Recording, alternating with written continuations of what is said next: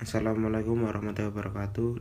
Di sini kami kelompok 6 akan menjelaskan tentang Dewan Syariah Nasional atau DSN, Dewan Pengawas Syariah atau DPS, dan Otoritas Jasa Keuangan atau OJK. Penjelasan tersebut akan dijelaskan oleh teman saya. Assalamualaikum warahmatullahi wabarakatuh. Saya di sini akan menjelaskan tentang pengertian dan tujuan Dewan Syariah Nasional, Dewan Pengawas Syariah, dan Otoritas Jasa Keuangan. Yang pertama, pengertian dan tujuan DSN atau singkatan dari Dewan Syariah Nasional. Dewan Syariah Nasional yaitu lembaga yang bertanggung jawab dan menangani keuangan dan bisnis syariah. Dewan Syariah Nasional sendiri merupakan bagian dari Majelis Ulama Indonesia yang membantu pihak terkait seperti Departemen Keuangan, Bank Indonesia, dan lain sebagainya dalam menyusun peraturan atau ketentuan untuk lembaga keuangan syariah. DSN sendiri yaitu lembaga otonom di bawah Majelis Ulama Indonesia yang semakin memiliki legitimasi sejak diundangkannya UU nomor 21 tahun 2008 tentang perbankan syariah.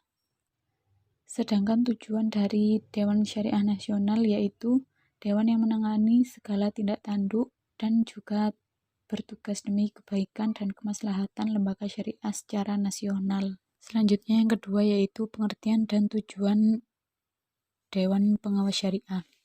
Dewan Pengawas Syariah adalah suatu badan yang bertugas mengawasi pelaksanaan keputusan Dewan Syariah Nasional di lembaga keuangan syariah.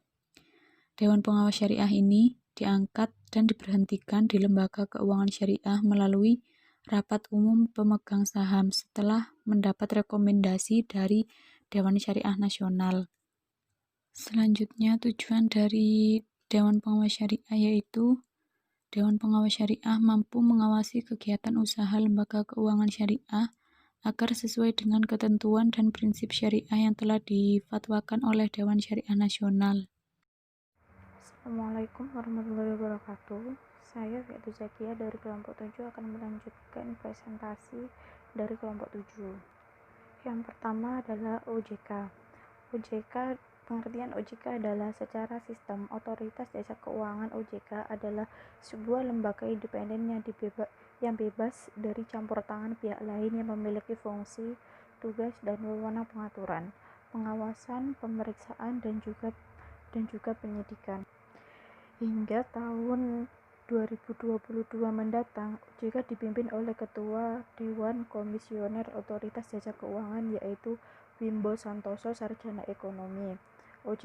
Di sisi lain, OJK adalah lembaga yang dibentuk berdasarkan Undang-Undang Nomor 21 Tahun 2011 yang berfungsi menyelenggarakan sistem pengaturan serta pengawasan yang terintegrasi terhadap keseluruhan kegiatan di dalam sektor jasa keuangan dan sektor jasa non-keuangan yang meliputi sektor perbankan, pasar modal, perasuransian, dana pensiun, lembaga pembiayaan, serta lembaga jasa keuangan lainnya.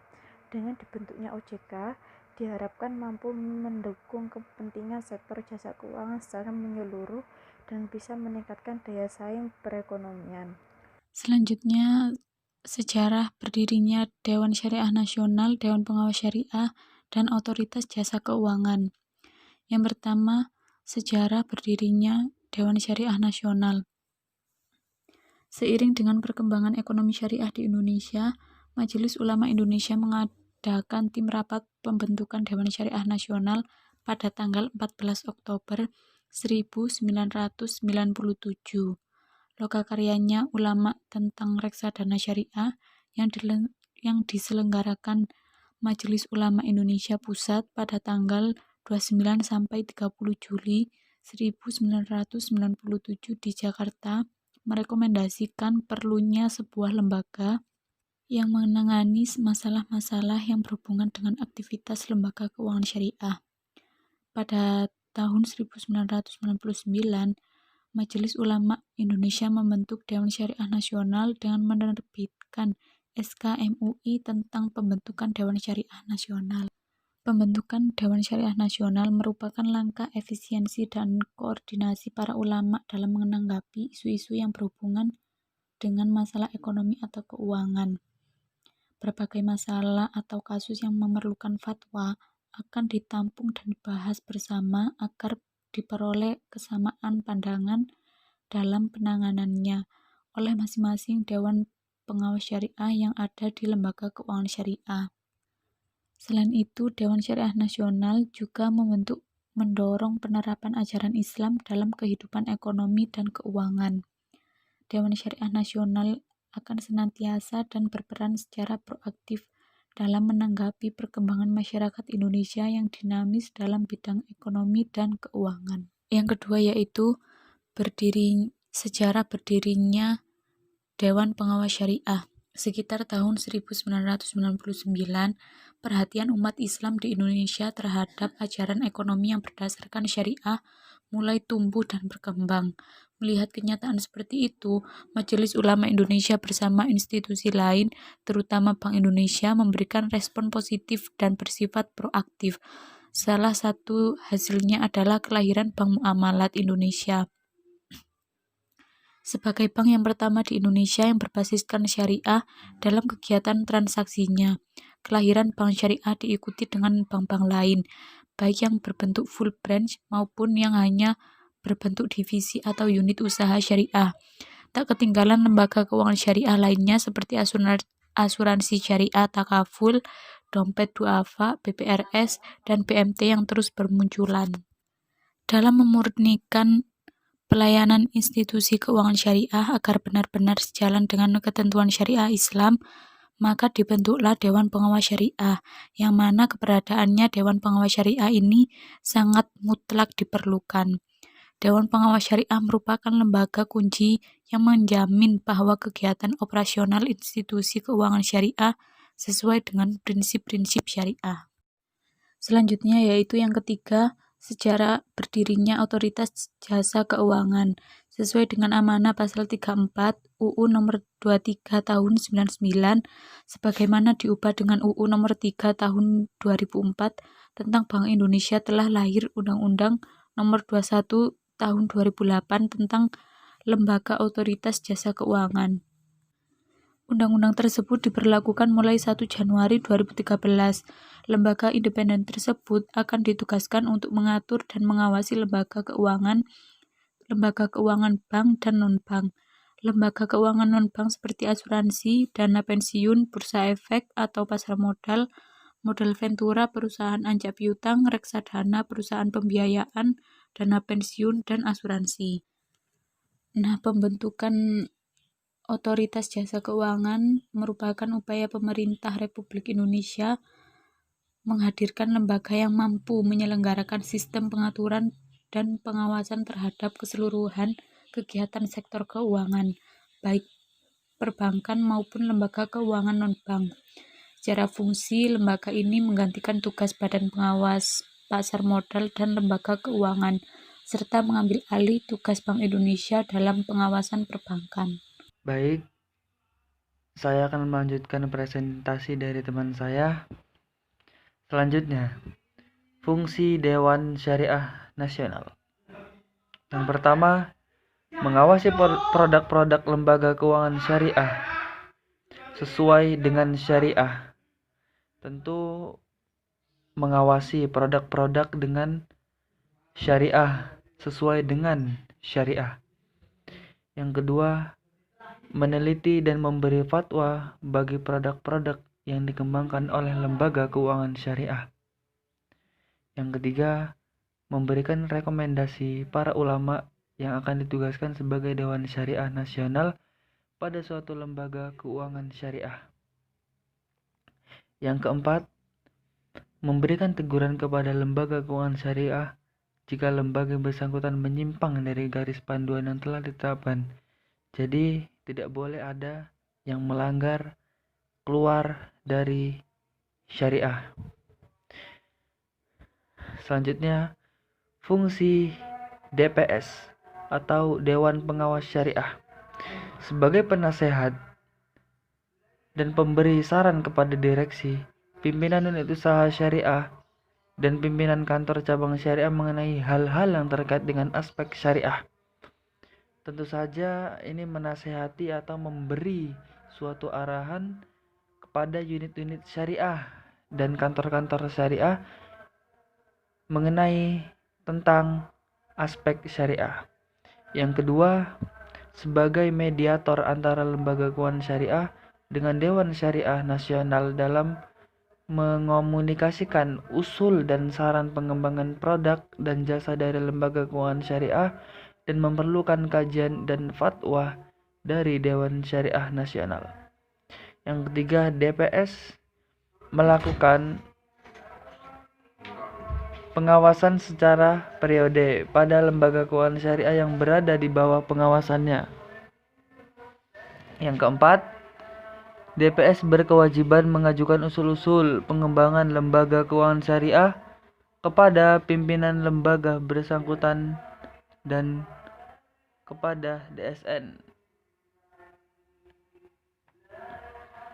Selanjutnya, fungsi Otoritas Jasa Keuangan atau OJK. Terselenggara secara teratur, adil, transparan, dan akuntabel. Yang kedua, mampu mewujudkan sistem keuangan yang tumbuh secara berkelanjutan dan stabil. Yang ketiga, mampu melindungi kepentingan konsumen dan masyarakat. Yang keempat, Otoritas Jasa Keuangan atau OJK mempunyai fungsi menyelenggarakan sistem pengaturan dan pengawasan yang terintegrasi terhadap keseluruhan kegiatan di sektor jasa keuangan. Yang kelima, Otoritas Jasa Keuangan atau OJK mempunyai tugas melakukan pengaturan dan pengawasan terhadap kegiatan jasa keuangan di sektor perbankan, sektor pasar modal, dan sektor IKNB. Assalamualaikum warahmatullahi wabarakatuh. Nama saya Sufal Fahrudin Rahmawan. Di sini saya akan melanjutkan presentasi dari teman-teman saya. Yang pertama, saya akan menjelaskan peran-peran dari DSN, DPS, dan OJK. Peran DSN di sini yang pertama, menumbuh kembangkan penerapan nilai-nilai syariah dalam kegiatan perekonomian pada umumnya dan keuangan pada khususnya. Yang kedua, mengeluarkan fatwa atau atas jenis-jenis kegiatan keuangan syariah. Yang ketiga, mengeluarkan fatwa atas produk dan jasa keuangan syariah. Yang keempat, mengawasi penerapan fatwa yang telah dikeluarkan. Selanjutnya, peran dari DPS yaitu yang pertama, memastikan dan mengawasi kesesuaian kegiatan operasional bank terhadap fatwa yang dikeluarkan oleh DSN. Yang kedua, menilai aspek syariah terhadap pedoman operasional dan produk yang dikeluarkan bank. Yang ketiga, memberikan opini dari aspek syariah terhadap pelaksanaan operasional bank secara keseluruhan dalam laporan publikasi bank.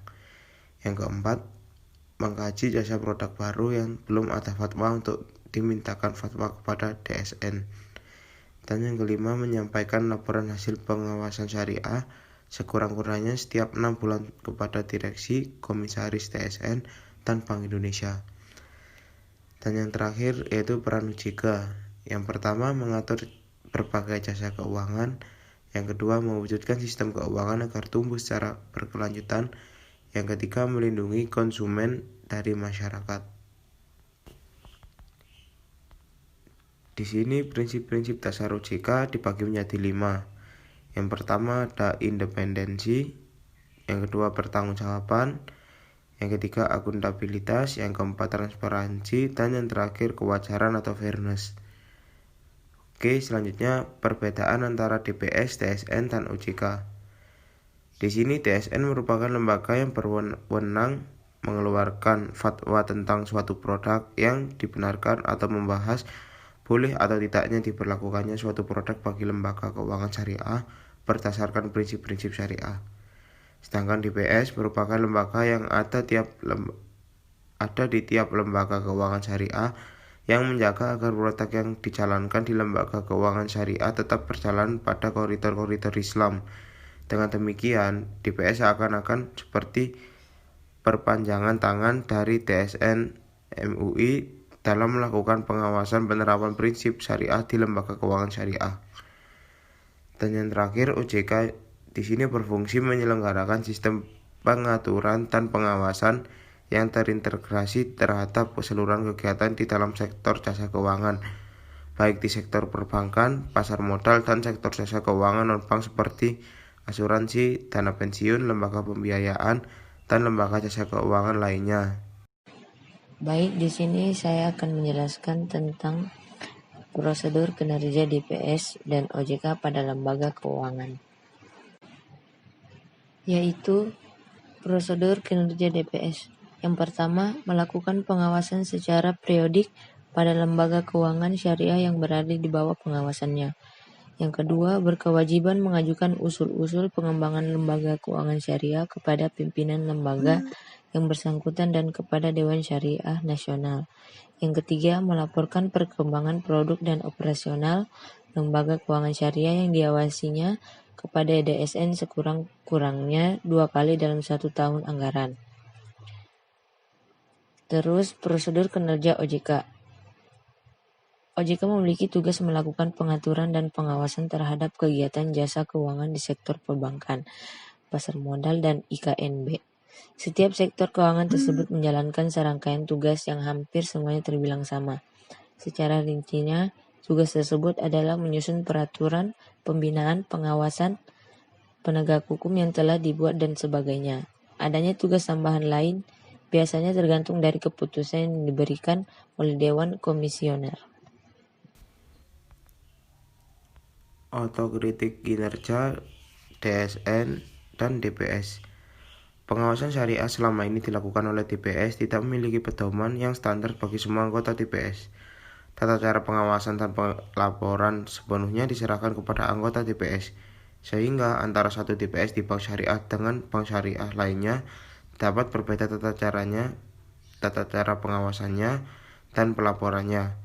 Ketiadaan pedoman pengawasan ini berdampak pada sulitnya mengukur kualitas kinerja, karena sejauh mana kinerja pengawasan tidak ada ukuran.